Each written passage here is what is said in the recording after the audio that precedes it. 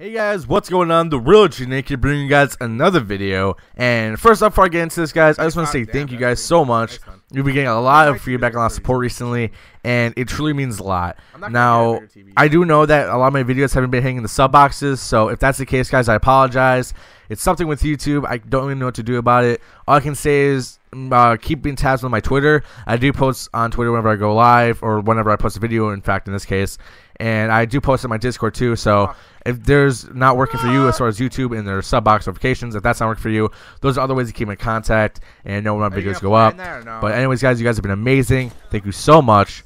With that, guys, let's get into this. Today, there was a blog posted on the Rainbow Six Siege website by Ubisoft, and they were talking about changing the map rotations in Season 3 and overall making a more enhanced and better new player experience for casual mode to welcome more new players, because the game has been growing so much. Now, what they mean by changes in map rotations in Season 3 is exactly what it sounds. They're basically changing the competitive map playlist and making it more hardcore and more to the actual Pro League setup. They say, quote, "In order to allow our players to hone their skills in the most competitive environment available, we are reducing the total number of maps in the ranked map rotation. The maps they are including are Bank, Clubhouse, Origin, Cafe, Consulate, Chalet, Skyscraper, Coastline, and Border. The maps Canal, Hereford, University, Theme Park, Plain, and House will not be in ranked anymore. They said that they want to include the same 9 maps as they selected for the Pro League, and we will do this moving forward. They will also introduce the new ranked and ESL Pro League playlist at the same time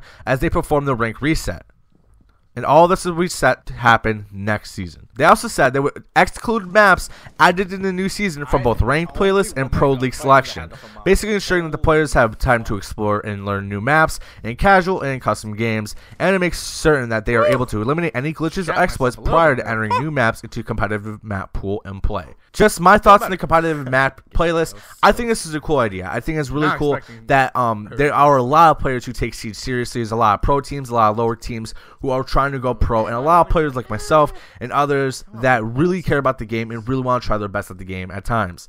Now, I do understand the reasoning on taking out some of the maps as they've shown in the past, as in they're taking out Bartlett University, which is definitely one map that I don't know anyone who likes personally.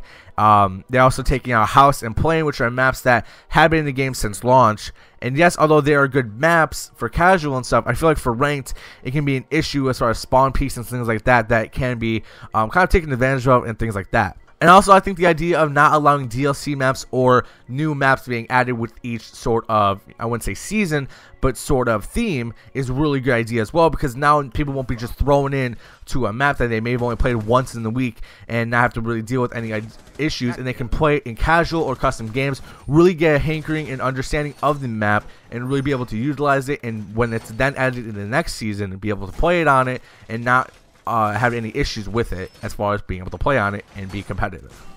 Also, like it said in the article, they will be giving themselves obviously more time to fixing bugs, exploits, any sort of cheats that will happen, that a lot of maps do tend to happen at times, because this is a pretty complex game at most times, so it can be an issue.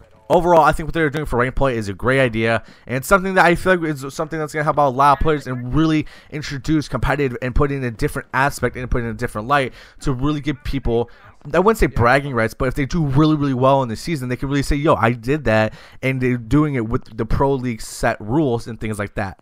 As far as the new casual map playlist, what they're doing is they're doing sort of the same thing. They're taking out certain maps and reducing the map playlist to 15 maps.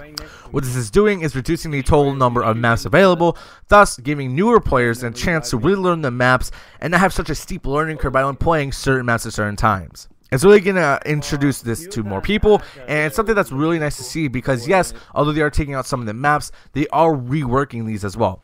They have said that they are working on these new maps and will be reworked by their level design team. They have said that not all maps that are removed from casual playlists will be reworked, but some of them will be coming back over the course of the years to come. They said that they are reaching the limit of their data sizes, and they will require a rework of how the maps are stored as well. They said as a result of that, they are currently planning to remove maps from the game entirely down the road. Now, this isn't saying that some maps will not be reworked. It's just sometimes if there's a map and it's not really liked, like for example, Favela, in my opinion, and a lot of people's opinions that I play with, talk to on Twitter and things like that, I have a feeling a map like that will not be coming back because, one, it's not a liked map, and two, overall, if it does take up a lot of data size and for other things that they can introduce to the game, why keep it if the reworking of it doesn't help out too much? They've also said something that I'm really sad to see go, but I can understand why. They are removing the map preference system from all PvP multiplayer as well. To me, this is sad because I really like this. I personally don't like Hostage. I prefer Bomb and Secret Area, and there's certain maps I just don't like playing on.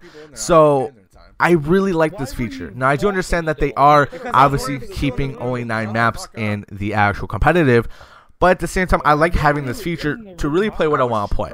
But it does kind of, I wouldn't say have an unfair advantage, but if you're only playing the maps in the game that you excel at, then you're not really having to work at anything else in the game and really have to put in the work to get better. They said that they don't have an ETA for the return of this feature, but they have said they are exploring some alternative implementations to help enhance our experience. In my opinion, I really like these changes. I think it's going to add a more competitive aspect in the competitive play, of course, but it's also going to really introduce this to newer players who maybe not have played a game like this or just haven't played the game at all. I think that overall it's going to be a really good feature that will really help the game out in the long run. Let me know what you guys think in the comments below. Is this a good idea or is it not? I will have the blog and the links down below too, so you guys can check it out yourself. But yeah, guys, anyways, that is all for this video. If you guys haven't already, be sure to like, comment, and subscribe on this video, guys. Also, be sure to hit that bell button so you never miss an upload. Hopefully, if YouTube works, please YouTube work. And then also check out the links down below. Like I said, I will have the blog, and that's all my social media, so you guys can keep up to date on all the gaming content. And yeah, that's pretty much it, guys. Hope you guys have a great day. Be safe, have fun, and I'm TheRealOGnick, and I'm out. Peace.